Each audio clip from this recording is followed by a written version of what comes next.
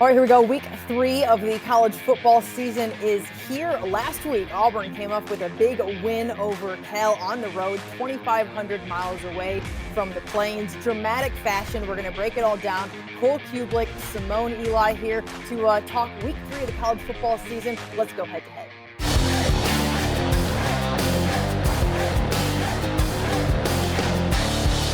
Welcome in, everybody. Excited to be chatting with you again this week. The Tigers are 2-0 on the season. Cole, I know that the fan base has to be excited about how things are going right now. It seems like a lot of positive things, and we'll talk more about Hugh Freeze and maybe some of his comments this week in terms of the quarterback situation. But overall, how do you feel about the win over Cal?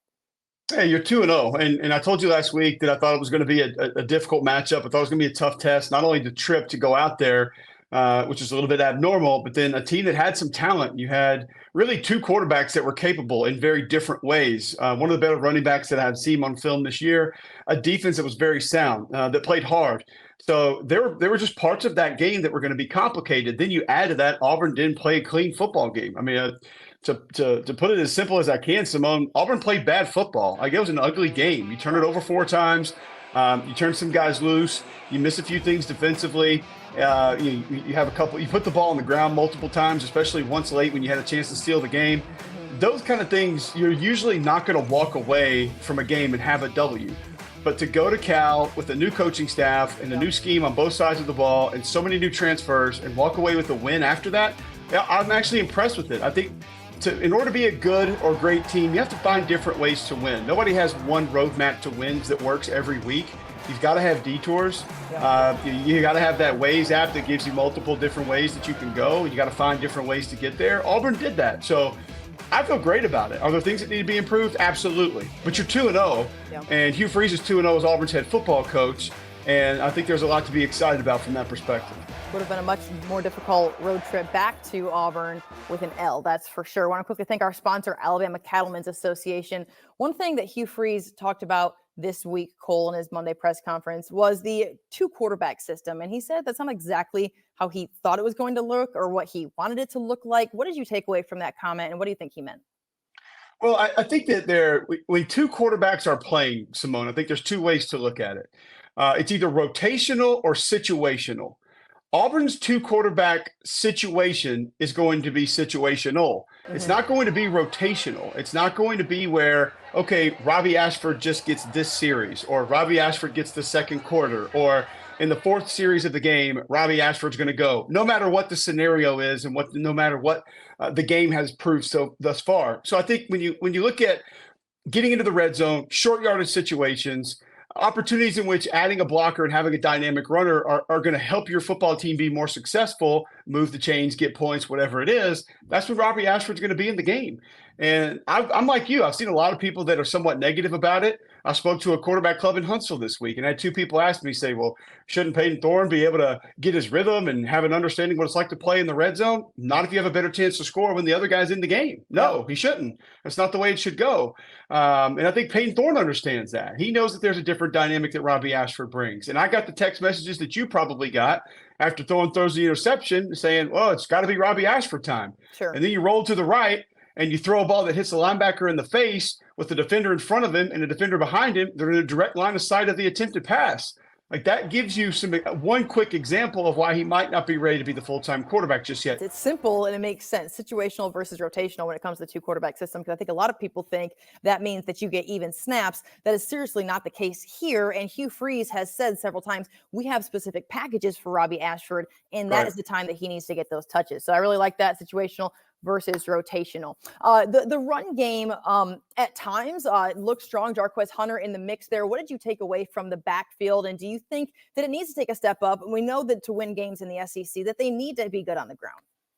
They're going to have to be good on the ground, and they want to be. I mean, that's Hugh Freeze and Phil Montgomery. Even though people look at it and they spread you out and they do test you down the fild and quarterbacks put up good numbers, they're still run-first offenses. They just do it in different ways by creating space, utilizing tempo, things like that. I have been really impressed with the running backs. Very impressed with the running. I think Cardinal Williams is doing an exceptional job with that group. And the main reason I say that is a lot of the plays in which they gain positive yards are not exceptionally blocked. And the offensive line's been okay, but they haven't been great. And I think there's a lot more room to grow there than there is with a lot of areas on the offense. Sure. And once that group gains some more continuity, they're still kind of tinkering and rotating a little bit. I think by the time they go to Texas A&M, we're doing this show next week, they'll know who their 5 are, and those are going to be the 5 that play the most, and they're mainly the guys that are in the game. But you got a center whose base is getting a little bit too wide at times. You have a left guard and Tate Johnson who can't find a way to get his hands inside. Your right tackle's pass sets are a bit of a mess right now. Those are all technical, fundamental things that can be cleaned up. Mm-hmm. And I have all the confidence in the world in Jake Thornton and Kendall Simmons being able to do that. But they're not the reason that the success is there on the ground the majority of the time. The backs just have a really good feel of when to get north and south, how to be patient, where the play is going to be designed to be, and they're pretty explosive. They have a good group of backs that all have explosive capabilities. So, and I think that space that we talked about that this offense creates has been a big reason for that. So I didn't think the tight ends blocked near as well in this game as they did the first game. That was something that also held them back a little bit. But the running backs, as far as I've been concerned, I think they played exceptional football. A 14-10 game. We both had Auburn winning, but I don't think either one of us thought it would be such a low-scoring affair. Not a ton of offense on either side of the ball when it comes to total yardage, and hats off to the defense. I think a lot of people are pleased with what Auburn was able to do defensively. I know that they had a guy named the Defensive Player of the Week in Eugene Asante. He had 12 total tackles and a sack. He was really impressive, but overall as a unit, I feel like you have to be pleased with their effort last Saturday. No doubt. Jake Spavital can design offense. He's good, and your defense, for the most part, shut them down. Mm-hmm. I love the way Eugene Asante played. I don't know how you couldn't. He looked like he was playing on fast forward, and everybody was in regular speed. The secondary, I thought, had a pretty good game. There were moments down the field in coverage that could have gone really wrong a couple of times and didn't. We're getting to the point now in college football where you throw a ball down the field, there's a lot more things that can go wrong for the defense that can go right. And a lot of them went right for Auburn in this game. They got a couple big stops late when they had to have them. I thought Jalen McLeod did some really nice things off the edge. They're going to need him. Keldrick Falk did some good things in the run game. They're going to need him down the stretch as well. I'm getting a little bit concerned about linebacker depth. That group's a little bit dinged up. You don't want to see that this early in the season. But the edge defenders have been good. I expect more from the interior defensive linemen just because I know the ability that that group has. We haven't quite seen it yet. But all in all, I mean, like you said, you hold a team to 10 points, you're doing good things in today's college football. Yeah, especially when you're on the road. What's the biggest thing that you want to see answered now that Auburn is going into a Samford team? Been impressive under Chris Hatcher for several years, but I think it's an opportunity for Auburn to touch up some things before they get into SEC play. I don't think there's any doubt. We mentioned that secondary, they'll be tested, and you're not going to get a ton of air raid teams, but there are some teams on your schedule that still carry air raid concepts through the passing game.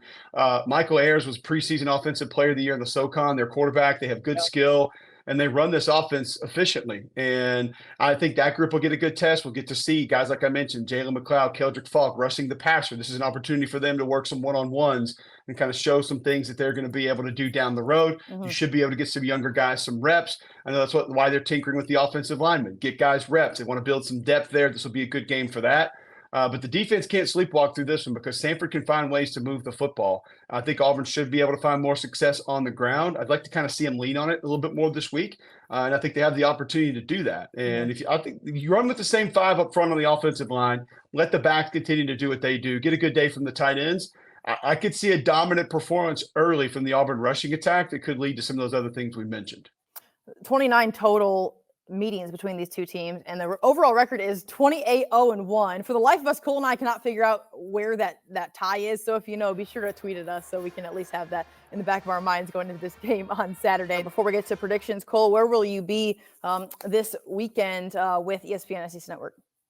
I'll be in Oxford, Georgia Tech at Ole Miss. That Ole Miss offense looked great so far. Not so much in the running game, but Jackson Dart and the receivers, they're a little bit dinged up there. But I'm excited to see Lane Kiffin's offense in person. Yeah, Ole Miss, and then Ole Miss will play Alabama in week 4. Before we get to predictions, you can listen to Cole, like I said, ESPN SEC Network, of course, radio, WJOX every day. And you have a podcast that's becoming even more popular every single day. Cole, tell us a little bit about it.